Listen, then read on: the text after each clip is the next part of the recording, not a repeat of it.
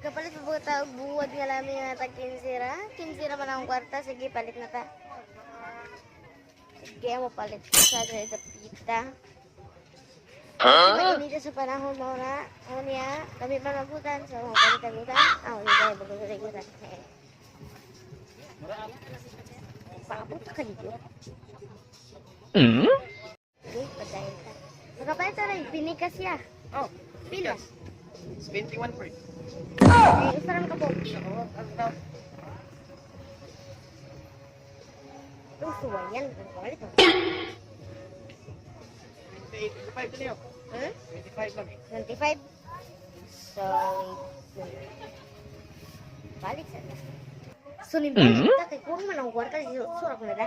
Sige mo, balik tayo na sa kuy-kuwao na para makakuha ko city, para mo sa mga daon niya. Kung city, so banching ko. Ito banching ko man, so balik sa ko.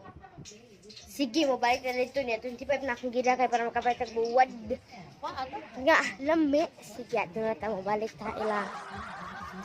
Sa buwaran. Hagoy, mahilig sa napitaan ng stress sikad ba? Sige, balik ha.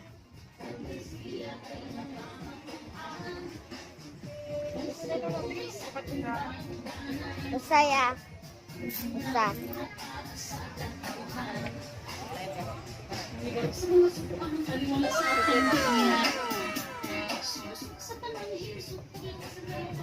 Aray, music ba? So,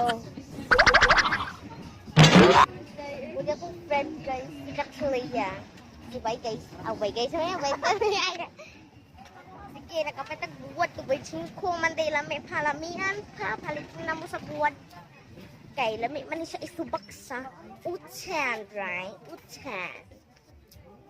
Sige, salamat sa pagtanaw mo niya ang buwad nga atong napalit. I love you guys. Bye!